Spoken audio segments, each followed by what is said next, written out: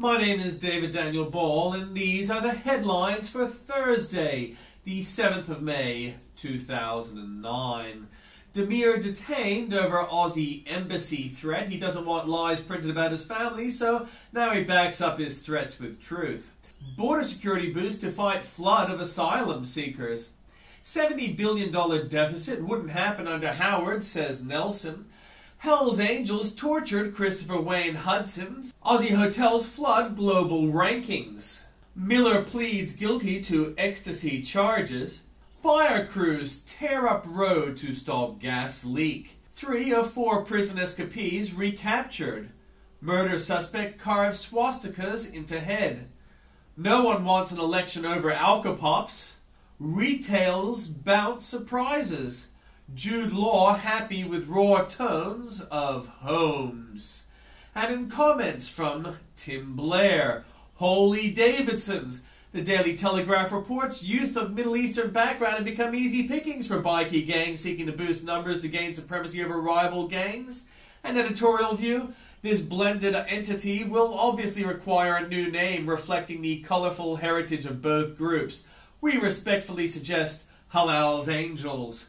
Copyright free. Illegal weather. We've already got a leading paleontologist on climate change, a leading politics professor on climate change, a leading has-been politician on climate change, a leading beach fisherman on climate change, a leading slightly messed up perpetual adolescent on climate change, and a leading grumpy old lady retiree on climate change. So why not a leading academic legal guy on climate change? Andrew McIntosh, Australian National University law expert, says, climate law, what a very fascinating time it is to be alive. ABC to Turnbull, be fairer to Rudd, and by Andrew Bolt. An increasingly shrill Kerry O'Brien on the ABC 7:30 report last night asked, pleaded and demanded Liberals be more fair to poor Kevin Rudd and stop mentioning the scary deficit he's helped to rack up with his reckless spending.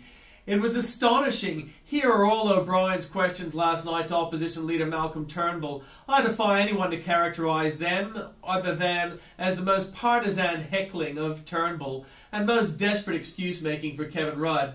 And I defy O'Brien, who has form for this barracking, to present a single interview he's done with that is so overwhelmingly hostile and so demanding of more fairness to the other side.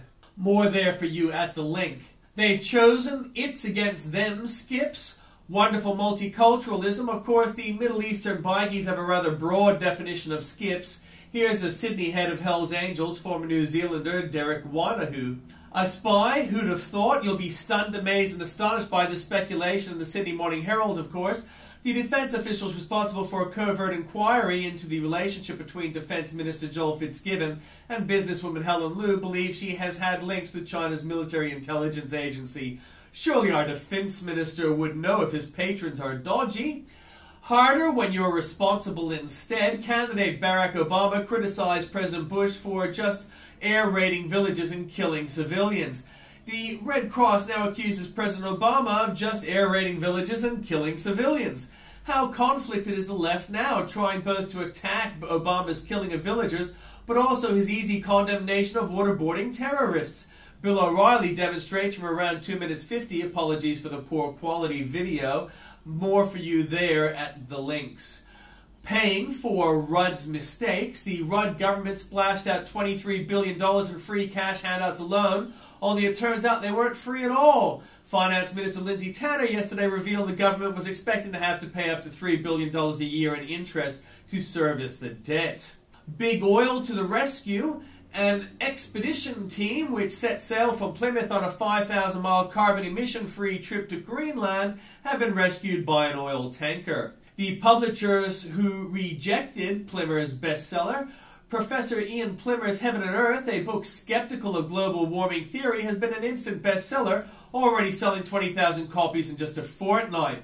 Some have wondered how it came to be published by a small Melbourne firm, Connor Court Publishing, and critics such as the ABC's Fran Kelly have hinted that it is to Plimmer's discredit. In fact, the discredit belongs entirely to bigger publishers who turned down the book so sure of their faith in global warming that they were unable or unwilling to see there was a big market of skeptics desperate to hear the other side of a debate that the mainstream media had insisted for years was over and settled. Debate? How lucky you are to have it. Prius, only half as pious. Driving a Prius is meant to advertise your goodness. Now it may just advertise your credulity.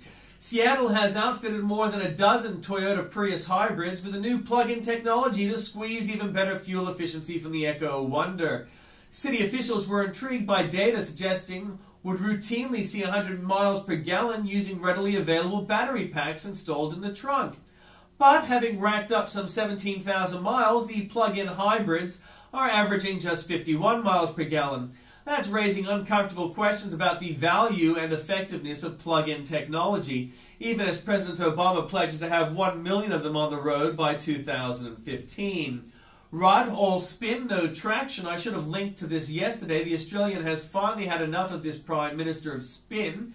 There is certainly no denying that the Prime Minister is a Duke of Duchessing, able to charm all sorts of potential allies. Before the last election, he was an economic conservative, but when the economic wind shifted, he reset his sails as a supporter of Whitlam-esque big-spending state. At the 2020 summit in April last year, he won the love of opinion leaders by listening intently to their opinions, but he's done very little with them. He has used the same strategy in the lead-up to the ETS, ensuring environmental lobbies were on side before an announcement that did little for them. World is still cooling. April update, the world continues to cool. Lord Nigel Lawson gives Sir Nicholas Stern's latest alarmist book and discredited theories an almighty whack. Here's just a taste, and a lot more for you there at the link. And an update, question, why is the UN Secretary General telling such alarmist whoppers about polar ice? Your finances in his hands, Terry McCrann on the Victorian budget. Is John Brumby the new Joan Kerner, the Labour Premier who sent state debt soaring and lost our AAA credit rating? The budget reveals that net state debt will explode from less than $4 billion a year ago to over $31 billion by 2013. Indeed, eerily, that's almost exactly the same figure as in 1992 when we lost the rating. No deficit of spending under Rudd. So why make new spending commitments in the past 6 months of more than $100 billion and announce a $300 billion defense plan? And an update, worse and worse.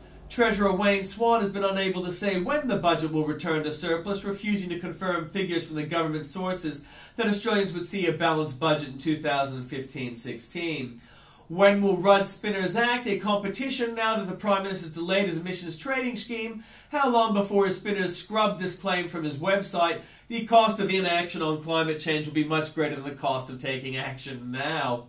More money, less water, a new dam is banned, but the Victorian government's green alternatives are leaking like a sieve. Finding extra water by upgrading irrigation networks in northern Victoria has become the government's preferred method of improving environmental flows and supplying Melbourne through the north-south pipeline. How the Republican Party can make a comeback by Bill O'Reilly.